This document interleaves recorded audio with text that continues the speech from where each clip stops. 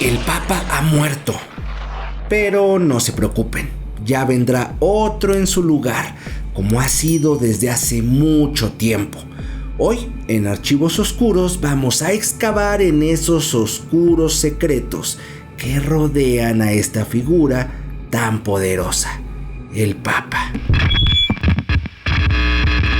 El Papa no es solo un líder religioso, es un jefe de Estado, un actor político, un símbolo que ha sido moldeado por la ambición humana tanto como por la fe. Detrás de esa blanca sotana y del trono dorado al que llaman la silla de Pedro, hay siglos de maniobras, guerras, traiciones, silencios convenientes y poder absoluto disfrazado de santidad. Personalmente me siento más cómodo con la explicación de South Park sobre el origen del Papa, pero como esto no es a mi gusto, empecemos por el comienzo.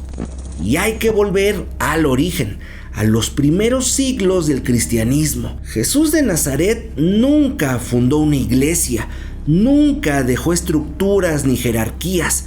Tampoco nombró papa a nadie. Lo que existía eran comunidades clandestinas dirigidas por ancianos, los presbíteros, que se organizaban como podían entre persecuciones y clandestinidad. Tras la destrucción del templo de Jerusalén en el año 70 después de Cristo, el judaísmo quedó fracturado y muchos grupos desaparecieron. Y fue justo ahí cuando el cristianismo comenzó a expandirse más allá de Judea, aprovechando el vacío espiritual y el colapso de las estructuras tradicionales. Con el tiempo, Roma, por ser la capital del imperio, comenzó a destacarse como un centro de influencia, no por mandato divino, sino por poder logístico, político y simbólico.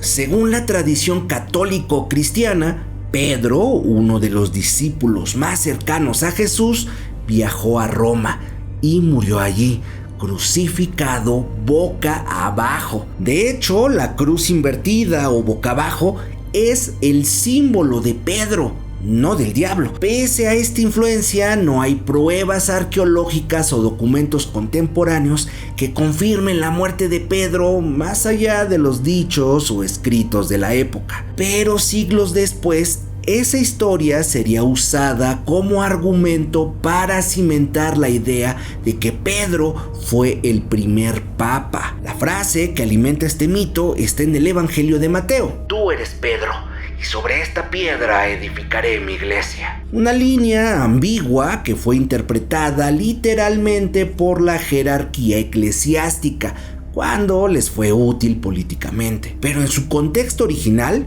no hay evidencia de que Jesús estuviera estableciendo una monarquía religiosa. En los primeros siglos del cristianismo, cada ciudad importante tenía un obispo.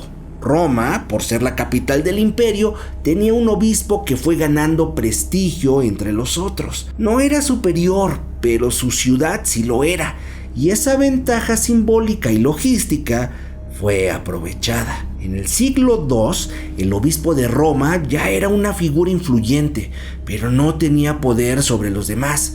La iglesia aún estaba descentralizada y era perseguida. El primado de Pedro, o en otras palabras, la posición de liderazgo de un obispo sobre toda la iglesia, era una idea que se mencionaba, pero no una autoridad legal ni reconocida. Cuando el emperador Constantino legalizó el cristianismo en el siglo IV, y luego de que lo convirtiera en la religión del Estado, el cristianismo pasó de ser perseguido a un aliado del poder. A partir de ahí, la iglesia se transformó en una institución.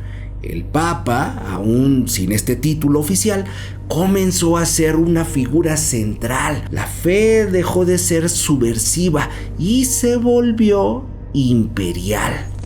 Aunque muchos dicen que Pedro fue el primer papa, León I es considerado por los historiadores como el primer papa en ejercer autoridad universal. Durante su papado defendió con firmeza la doctrina romana, incluso frente a otras interpretaciones cristianas, y se proclamó como heredero directo de Pedro, el único con derecho divino para gobernar la iglesia. León I usó por primera vez el término vicario de Cristo para sí mismo. A partir de él, los papas comenzaron a constituirse como autoridades supremas, y a partir del siglo IX, ellos dejaron de ser simples obispos y se convirtieron en monarcas. Controlaban tierras, ejércitos, cobraban tributos y excomulgaban reyes. La tiara papal simbolizaba su triple poder: espiritual, judicial y político. La religión se convirtió en arma.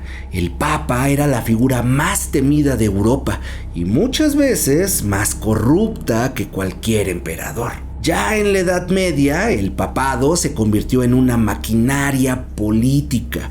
Los papas no solo eran líderes espirituales, eran monarcas con ejércitos, tierras, castillos y tratados. En el siglo XI, el papa Gregorio VII impuso la supremacía papal sobre los reyes con el Dictatus Papae, afirmando que solo el papa podía quitar emperadores. Lo divino ya era oficial, pues el papa era el vicario de Cristo en la tierra.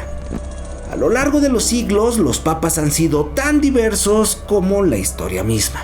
Algunos fueron eruditos, otros libertinos y más de uno sanguinario. Alejandro VI, de la familia Borgia, organizaba orgías en el Vaticano.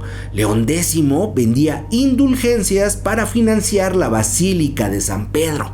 Inocencio III promovió cruzadas que exterminaron poblaciones enteras. Estos no eran escándalos aislados, eran síntomas de una estructura construida para dominar tanto el alma como el cuerpo. También hay quienes intentaron frenar esta escalada de poder. Un ejemplo fue el Concilio de Trento, que en el siglo XVI buscó frenar la reforma protestante, que reafirmaba la autoridad papal como indiscutible. Pero el daño ya estaba hecho. Muchos comenzaron a ver en el papa no a un pastor, sino a un emperador con corona triple, pretendiendo hablar por Dios desde un palacio de mármol. En el siglo XIX, cuando Italia se unificó como estado moderno, el papa perdió los estados pontificios, porque sí, el papa era dueño de territorio italiano, pero aunque perdió estos estados, no perdió poder. En 1929, con el Pacto de Letrán firmado con Mussolini, se reconoció al Estado de la Ciudad del Vaticano como un territorio independiente y soberano, bajo la plena autoridad de la Santa Sede y su líder, el Papa. Sí, un país de menos de medio kilómetro cuadrado, con embajadas, bancos y privilegios de inmunidad total. Y aún hoy, en pleno siglo XXI, el Papa sigue siendo un actor global, con todas las contradicciones propias de un líder político, porque habla de paz, pero ha guardado silencio ante dictaduras, promueve humildad mientras vive rodeado de oro, denuncia el aborto, pero encubrió décadas de abusos cometidos por su clero. El ahora difunto Papa Francisco intentó limpiar la imagen del Papa, pero la estructura no ha cambiado. Sigue siendo vertical, masculina e impenetrable. La figura del Papa se vende como el heredero de Pedro, pero en realidad es el heredero de Constantino, de los cónclaves, de las coronas, del poder político camuflado de santidad. Su palabra pesa más que la de muchos jefes de Estado. Su imagen es adorada por millones, pero su historia está marcada por siglos de sangre, de oro y también de silencio. El Papa no es solo un símbolo espiritual, es un monumento a la fusión entre religión y poder. Y como todo imperio disfrazado de fe, su verdadera historia no se reza, se desentierra. Estos fueron Archivos Oscuros por Tripas de Gato, y hasta que no vean humo blanco, estos fueron los secretos enterrados del Vicario de Cristo. Y así llegamos al final de un Archivos Oscuros más, uno especial porque es el 40 y además porque estamos tocando un tema que ahorita está en boca de todos, pues están esperando, como dije, ese humo blanco que va a traer a un nuevo papa y con él a un nuevo periodo que a ver cómo será juzgado por la historia. Por supuesto que no se tomen esto tan en serio si son muy creyentes, pues solo es un recopilatorio de cosas que están escritas y hay libros que hablan de todo esto, nadie está dudando de su fe. Pero si tienen algún comentario, vayan a la sección de comentarios y déjenlo ahí porque vamos a leer todos. Muchas gracias a todos los que llegaron hasta esta parte del video, pero sobre todo queremos agradecer a nuestros ayudantes del maligno porque sí, con su apoyo es que estos videos pueden seguir existiendo. Y si ustedes también quieren unirse a los ayudantes del maligno, lo único que tienen que hacer es hacerse miembros del canal. Y con esto van a tener algunos beneficios exclusivos. Nos ayudarían muchísimo si se suscriben al canal, porque muchos de ustedes nada más ven los videos pero no están suscritos. Y ya de paso dejan un comentario, dejan su like y tocan la campanita para que YouTube les avise cuando subimos contenido